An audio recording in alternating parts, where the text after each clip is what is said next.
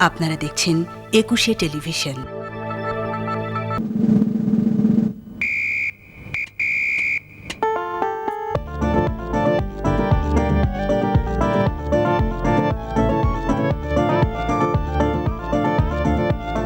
যারা চলে তারা পথে পথ আছে দুটোই ভোলার সাথে, কেউ বা চলে পায়ে হেঁটে সেই পথ, কেউ বা আবার চালায় বাহারিরা।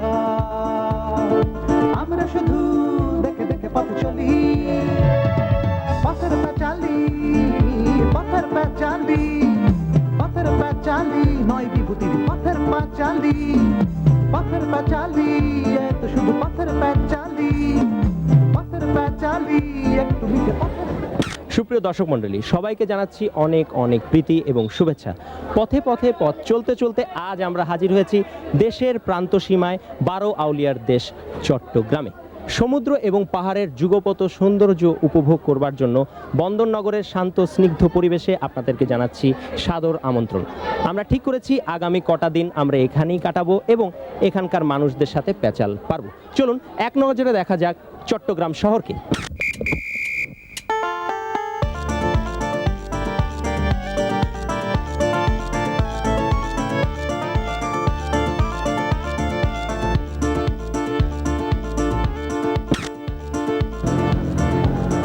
সুপ্রিয় দর্শক মণ্ডলী, চট্টগ্রাম শহর পরিক্রমার পরিকল্পনায় আজ আমরা চলে এসেছি এখানকার সর্বোচ্চ বিদ্যাপীঠ চট্টগ্রাম বিশ্ববিদ্যালয় এবং ঠিক করেছি আজ আমরা সারাটা দিন কাটাবো এখানকার অধিবাসী অর্থাৎ এখানকার ছাত্র, শিক্ষক এবং কর্মীদের সাথে কথা বলি। চট্টগ্রামই আমার জানা মতে একমাত্র শহর যার রয়েছে কিনা একাধিক নাম।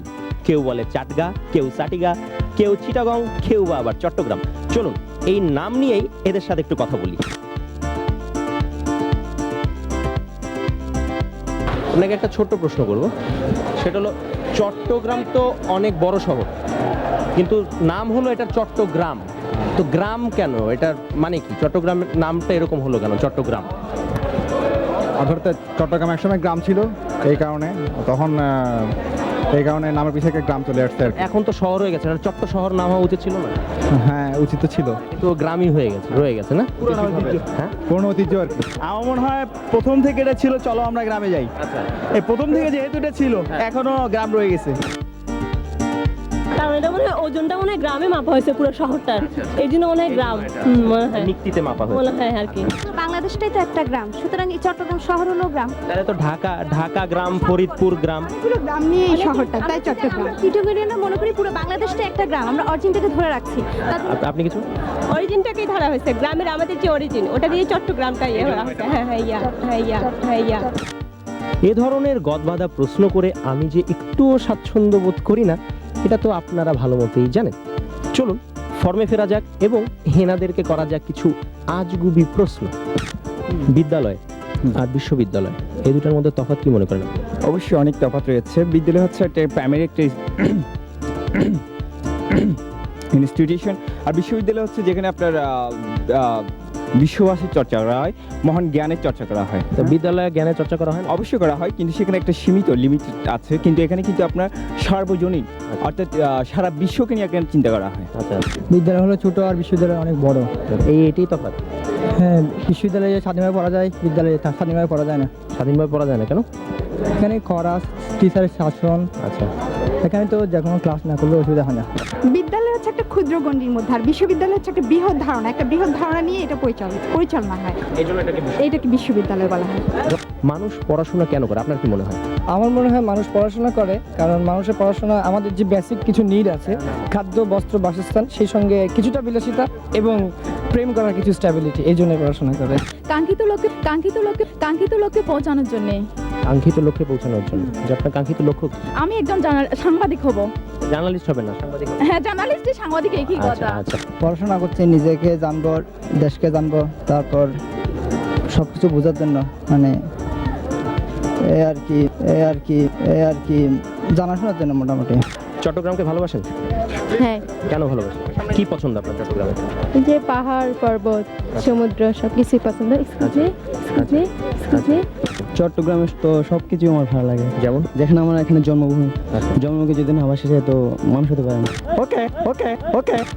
চট্টগ্রামের এই পাহাড়, নদী, কর্ণফুলী নদী, এগুলো সবগুলো ভালো লাগে। চিটংয়ের অনেক দিক দিয়ে সুন্দর। ঢাকা যেমন? অনেক বেটার। আচ্ছা, কেন? ঢাকায় খুব যানজট, তারপরে অনেক ঢাকার চেয়ে অনেক বেটার।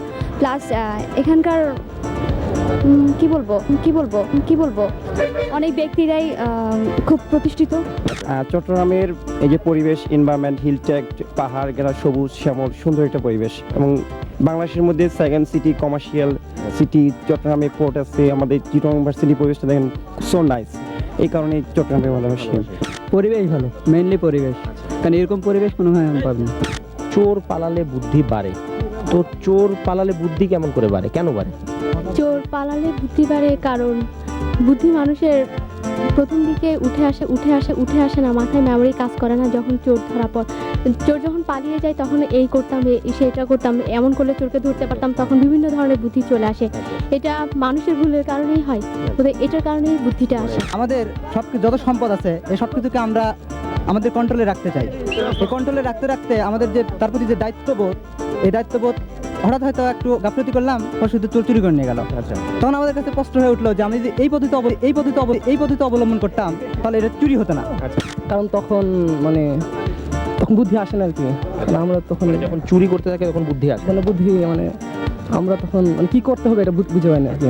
পালিয়ে গেলে তারপর তখন ভাবি যে এটা করতে হবে, তখন করা উচিত ছিল এটা। তখন তার চিন্তা ভাবনা কিভাবে এইভাবে যাইলে ধরতে পারতাম, এভাবে গেলে এই দরজাটা এরকম একটা যদি জিনিসপত্র থাকতো তাহলে একদম মারতে পারতাম, বা একটা দা থাকলে তারা কোবায় কাটিয়ে ফেলতে পারতাম। এটা আসলে তখন আমাদের সিক্স সেন্স কাজ করে না আর কি, সেই জন্য পরে কাজটা করে, এই জন্য পরে বুদ্ধিটা পারে আর কি।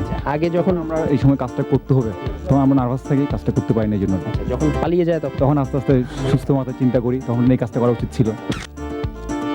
বলি যে ধরি মাছ না ছুঁই পানি, তো ধরি মাছ না ছুঁই পানি কথাটা জাস্টিফিকেশন কি? কারণ পানি না ছুঁয়ে তো আর মাছ ধরা যায় না। আপনার কি মনে হয়? পানি না ছুঁয়ে তো এটা মানে মাছ ধরবো কিন্তু পানি ছুঁবো না, এরকম একটা ব্যাপারটা কেন? এটা তো সম্ভব না, আপনি কি মনে করেন? এটা কি সম্ভব না, সম্ভব না। তাহলে বলে কেন? বলে একটা কাজ করে কিন্তু মানে বুঝতে দেবে না যে সেই কাজটা করছে, এই জন্য বলে। এটা একটা কথার প্রশংসা মনে করি আমি, কারণ পানি না ধরলে তো মাছ ধরা যাবে না, এটা কথার প্রশংসা আসে, কথার প্রশংসা আসে। বড়শি দিয়ে ধরলেন, তারপরে তোকে মাছটাকে যখন বের করবেন তখন তো হাত দিয়ে ধরতেই হবে, তো হাত তো ভিজেই গেল। উপমা মানে এটা কেন বলে? এটা বলার জন্য বলে যে আমি কোনো কাজ উদ্ধার করব, কিন্তু সেটা আমরাও করবো যে আমার গায়ে যেন সেটার ইয়ে না লাগে আর কি। এটাই প্রশ্ন করতে করতে একেবারে হাঁপিয়ে গেছি। চলুন চেঞ্জ আনার জন্য একটু গেমস খেলি। শুরু করা যাক আজকের পথের প্যাচালি গেমস। শুধু দর্শকবৃন্দ, আমরা এখন শুরু করতে যাচ্ছি আমাদের আজকের পথের প্যাচালি গেমস। আজ আমরা খেলবো মোরগ লড়াই। এখানে দেখতে পাচ্ছেন 8 জন পার্টিসিপেন্টস রয়েছেন। এনারা খেলবেন কক ফাইট, অর্থাৎ মোরগ লড়াই। আপনারা রুলস সম্পর্কে তো অবগত আছেন। আমাদের আজকের মোরগ লড়াইয়ের রুলস সেটা হলো যে আপনারা অন দ্য পজিশন হয়ে যান। On your marks. হ্যাঁ, আপনারা পা চেঞ্জ করতে পারবেন, তবে হ্যাঁ 2 পা যদি একবারে মাটিতে পড়ে যায় তাহলে কিন্তু আপনারা ডিসকোয়ালিফাইড হয়ে যাবেন। তাহলে শুরু করছি আমাদের আজকের পথের প্যাচালি গেমস।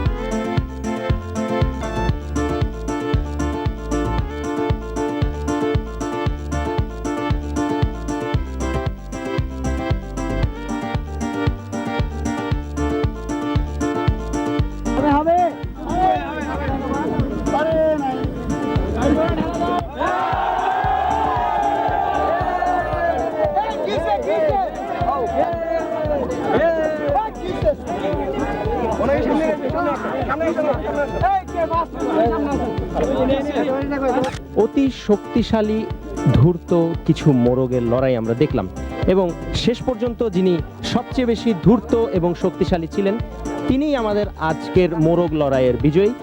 ছোটবেলায় খেলেছিলেন এই খেলাটা? ছোটবেলা খেলেছি, স্কুলে থাকতে খেলেছি। আচ্ছা, এরপর আর খেলা হয়নি। এরপরে আর খেলা হয়নি, অনেকদিন পরে আবার খেললেন। হ্যাঁ অবশ্যই। কেমন লাগলো খেলে? হ্যাঁ ভালোই লাগছে। ভালো লাগছে, হ্যাঁ। মানে নিজে মোরগ হয়ে ভালো লাগছে? না না, মোরগ কেন, এই খেলাটার নাম মোরগ হতে পারে, কিন্তু আমি তার মোরগ না। আচ্ছা আচ্ছা, উনি মোরগ নেই, খেলাটার নামই মোরগ। আচ্ছা যাই হোক, আপনাকে অশেষ অভিনন্দন।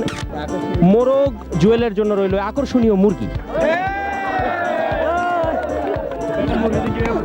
গেমসের পর একটা বিরতি নিলে কেমন হয় দর্শক মণ্ডলী? কিন্তু আপনারা কোথাও যাবেন না, কারণ বিরতির পরে আমরা আবার ফিরে আসছি চট্টগ্রাম বিশ্ববিদ্যালয় ক্যাম্পাসে। শুধু দর্শক মণ্ডলী, পথে পথে পথ চলতে চলতে আজ আমরা এখানে চলে এসেছি একটি আড্ডায়। এখানে মনে হয় একটা তর্কও চলছে, কিছু তরুণ তরুণী কোনো একটা বিষয় নিয়ে তর্কে মেতেছেন। দেখি বিষয়বস্তুটা কি, আপনারা কি নিয়ে কথা কাটাকাটি করছিলেন? আসলে আমরা করছি যে প্রেম করা অবস্থায় কি পড়াশোনা ক্ষতি হয়, নাকি প্রেম করলে পড়াশোনা ক্ষতি হয় না? আপনারা আপনারা আপনারা কোন পক্ষ? আমরা শুনি যে ক্ষতি হওয়ার তো কোনো প্রশ্ন ওঠে না। প্রশ্ন ওঠে না। ওনারা বলছেন যে পড়াশোনার টাইমে প্রেম করলে বা পড়াশোনা অবস্থায় প্রেম করলে কোনো ক্ষতি নেই। আপনারা কি মনে করেন? বিপক্ষে ক্ষতি হয়। কেন কেন আপনি কি মনে করেন কেন ক্ষতি হয়? ক্ষতি হয় এই জন্য যে, যেমন ধরেন ফ্রেন্ড সার্কেল থেকে ওরা একটু তফাৎ হয়ে যায়, একটা জুটি হয়ে যায়, তারপরে বিভিন্ন লাভ পয়েন্টে ওদেরকে দেখা যায়। আচ্ছা, লাভ পয়েন্টে দেখা যায় ওদেরকে, হ্যাঁ। তারপরে ক্লাস খুব মিস করে ওরা, যেটা পড়াশোনার জন্য খুব ক্ষতিকর। আচ্ছা, আপনি কিছু? তাছাড়া আমরা মনে করেন লাইব্রেরি ওয়ার্কের জন্য লাইব্রেরিতে ঢুকলাম, কিন্তু ওরা লাইব্রেরিতে ঢুকে পড়াশোনার টপিকস থেকে সম্পূর্ণ ভিন্ন হতে চলে যায়, ভিন্ন হয়ে অন্য টপিকসে চলে যায়। তখন ওই ভালোবাসার কথা আদান প্রদান সেই দিকে মোড় নেয়। তুমি আচ্ছা, তখনও পড়াশোনা ওদের ক্ষতি হচ্ছে। মানে তখন অন্য টপিকসে চলে যায়, তুমি নালা আমি নদী, তুমি চেয়ার আমি গদি, এরকম কিছু একটা।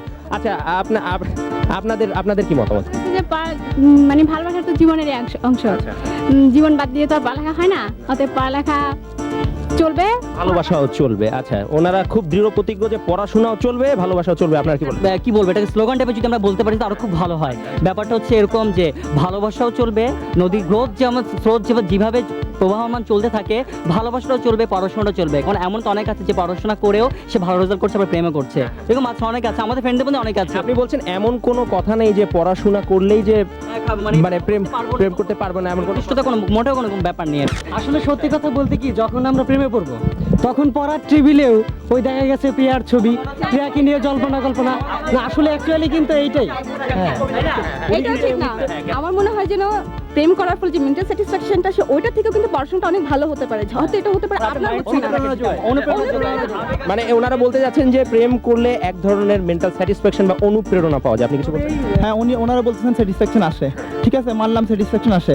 তবে কথা হলো এই ক্ষেত্রে আপনার যে আপনি যে মেন্টালিটা গ্রোথ করতেছেন আপনার প্রেমের পক্ষে, ওইটা লেখাপড়ার ইয়াটাকে মানে লেখাপড়ার প্রতি আপনার যে এক্সপেকটেশন আছে ওই জায়গাটাই বেশি সীমাবদ্ধ হয়ে যায়। এটা ওনারা বলছেন যে এটা ম্যাচিউরড মাইন্ডের ব্যাপার। হ্যাঁ, ইউনিভার্সিটিতে পড়ছি, একটা বড় একটা মাধ্যম, সেখানে কোনো তো কখন বুড়া বয়সে করবো নাকি প্রেমটা, তো একটা আনলিগাল পার্ট। তার মানে আপনার কথায় যেটা কাছাকাছি আসা যায় সেটা হলো যে আপনি কি এই বড় মাধ্যম বা ইউনিভার্সিটিতে এসেছেন প্রেম করার জন্য? তা তো নিশ্চয়ই নয়। অবশ্যই না, সেটাকে আমি প্রধানত দিচ্ছি, আমি আপনাকে আগেই বলেছি, যেটা হচ্ছে পড়াশোনাটাকে পাশে রেখে ওটা পাশে রাখবো, একটা অংশ হিসাবে ধরবো, এই পাশাপাশি থাক। আচ্ছা, আপনি অনেকক্ষণ ধরে মৌন ভূমিকা আছেন, আপনি কিছু? আমি কি বলবো, আমি তো পক্ষে নিয়েছি, কারণ আমি যেখানে দেখতেছি যে পড়াশোনার পাশাপাশি প্রেম করলে কোনো ক্ষতি নেই। কারণ আমি তো পড়াশোনাটাকে এভাবে নিয়ে যে সারাদিন প্রেম করে বাড়াবো, পড়াশোনার সময় পড়াশোনা, প্রেমের সময় প্রেম। যখন মানে প্রেমটা করা হয় তখন কিন্তু আমাদের ম্যাচুরিটিটা ততটা মানে থাকে না, সুতরাং পড়ালেখাটা বাদ দিয়ে তখন ওই দিকটাই দেখা যায় যে বেশি মানে প্রাধান্য পাচ্ছে। ডেটিং এর পর যে ফিলটা হয়, ওই ফিলটার প্রভাব বেশ কিছুদিন পরে। এখন আমরা ডেটিং এ চলে গেছি, এই ব্যাপারে আপনি কিছু বলেন? আপনারা কিছু বলেন? মানে ডেটিং এর সময় যারা প্রেম করে ভালোবাসা, তখন ডেটিং এর সময় আমরা প্রেম করে বলছি, প্রেম জিনিসটা আপনি একটু বুঝিয়ে বলুন। প্রেম মানে আরে যাই হোক, হ্যাঁ বলুন। মানে চায়ের মতো আর কি, চায়ের সাথে। হ্যাঁ, মানে অনেক সময় দেখা যায় যে যারা প্রেম করতেছে তারাও কিন্তু ওই প্রেমিকের সঙ্গে পড়ালেখা নিয়েও আলোচনা করে।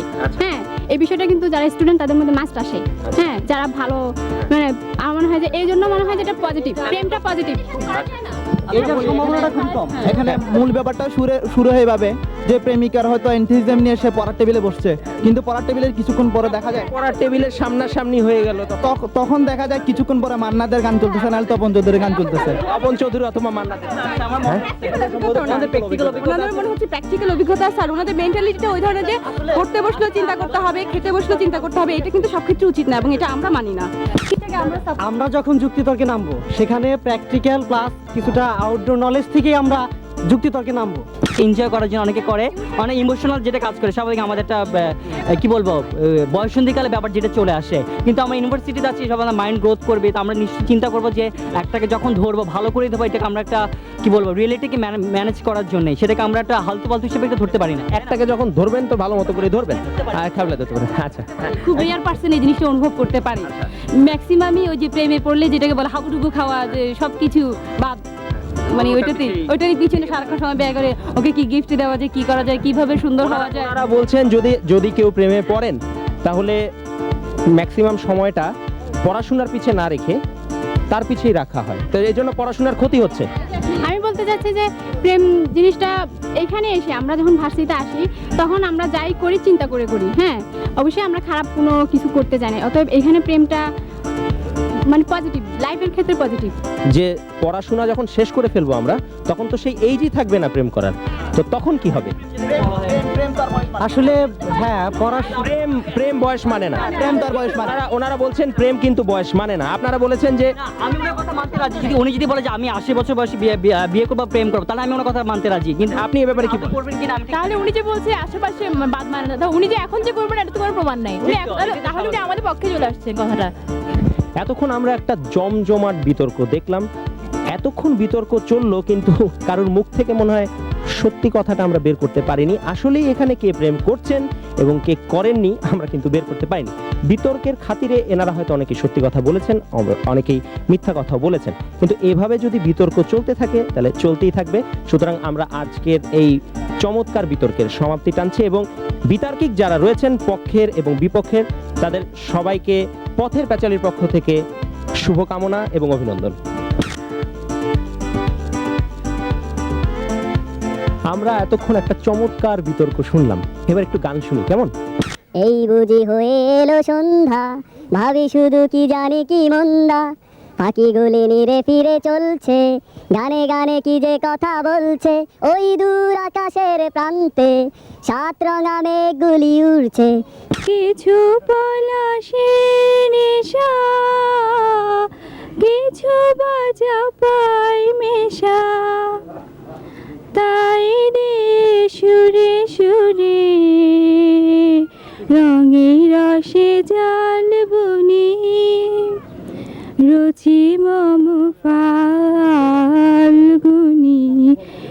একটুকু ছোঁয়া লাগে, একটুকু কথা শুনি।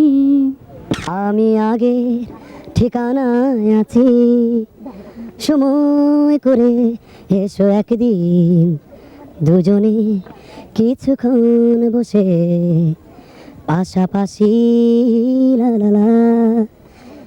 আমি আগের ঠিকানায় আছি। শোনেন মিয়া ভাই, ও মিয়া ভাই, জোয়ার মধ্যে মানুষ আমি বিয়া করতে চাই, আমি বিয়া করতে চাই রে, প্রয়োজনে সবাই আমার শালা শালি ভাই। জ্যোতিষ বেটার হাত দেখা কয় বিয়ার ভাগ্য নাই, তাই জ্যোতিষ বেটার নিয়ে একটা গিটার নিয়ে ফিরাইয়া আমি যাই। দেশ বিদেশে কত নারী ঘুরা বেড়ায়, পেনার শার্ট পরা ভীষণ ভাব দেখায়, আঙ্গ দেশের নারীর লগে কোনো তুলনা নাই, তাই গিটার একখানা হাতে লইয়া গান গাইয়া যাই, প্রয়োজনে সবাই আমার শালা শালি ভাই। হায় রে মানুষ রঙিন ফানুষ, দম ফুরাইলে ঠুস, তবু তো ভাই কারোরই নাই একটুখানি হুঁশ।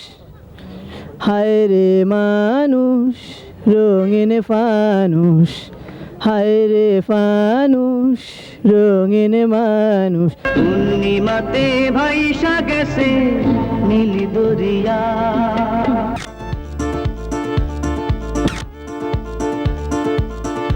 সবুর করুন, সবুর করুন, সবুর করুন। মদন হাটের সন্ধান পাওয়া গেছে, এবার আমরা বানিয়ে ফেলছি কাউকে প্যাচালি মদন।